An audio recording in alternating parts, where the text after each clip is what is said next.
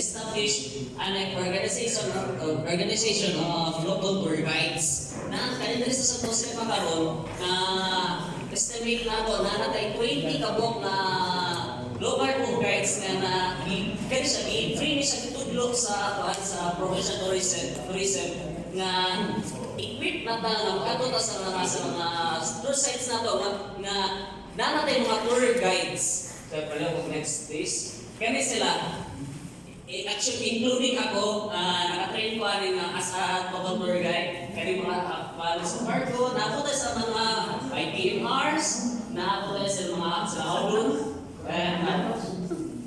sa day, nakapunta sa observation day 0. Ang sa day 0 na naitabo na taga-tapragi ito, kwalta, kung panagin next.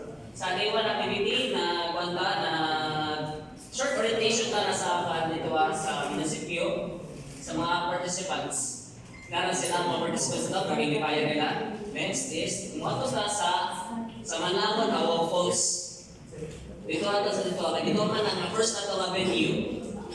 Next is, nag-ato dito sa Tagbayog camping site. Na-prepare na itong Tagbayog. Okay, wala na. Nagsinumbagay na akong chan. Nanara. Tapos nagana early dinner ta. Next. Ang sa ito activity, morning may highlight na numilaag ta ang taga Santo Sepa. Nag-ato sila dito sa Suparco. Na-experience nila ang Carabao riding na wala nilang experience. Kaya naman sa office, ako sa kuwan, Carabao riding, na-experience na nila. Next, please. Nato tayo mini tour, mini museum na napanator.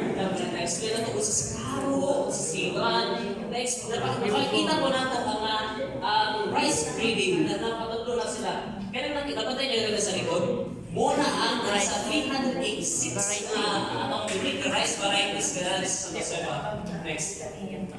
And na-experience ko nila mga larong laki na ito dariya, magkikadekada, pagtawag ng sisig. Ilan na experience. And makita niyo sa picture, grabe nila kalipay. Hindi nila ma-experience yung sinasa. And yes, na-experience pa nila na yung magtanong.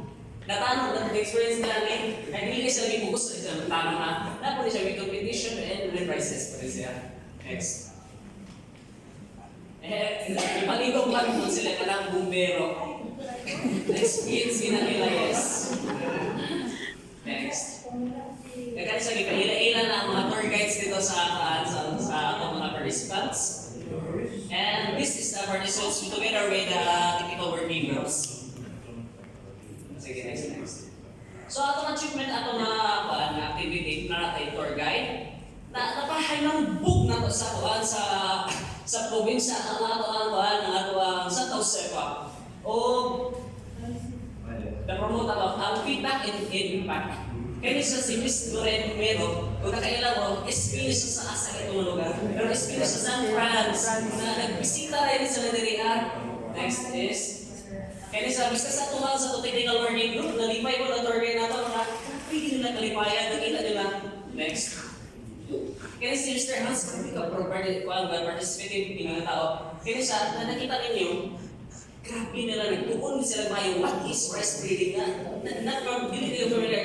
Kung matanong ka kung siya rice breeding, so mga isa, di ba? Kaya siya, na-explain sa farmer scientist. Next. And naglipay sila sa mga feedbacks na rin sa mga race, mga games. Kaya unlock the non-lock adventure angles of the summer. One was Malikat time. This time our adventure brought us to the border of Caraga and Davao region, the municipality of Santo Sepa. So far, this has been the best adventure I've experienced. So, hospitality, Mark and Jimmy enjoyed the people of Santo Sepa were truly heartwarming. From the activities to the food, the whole experience was solid 10 out of 10. Definitely one of the books. Pero mas nakailong na ako, kani ang Surveillance my God, 2 years na rin siya na programa. O kaning mga participants, hindi rin kaisa na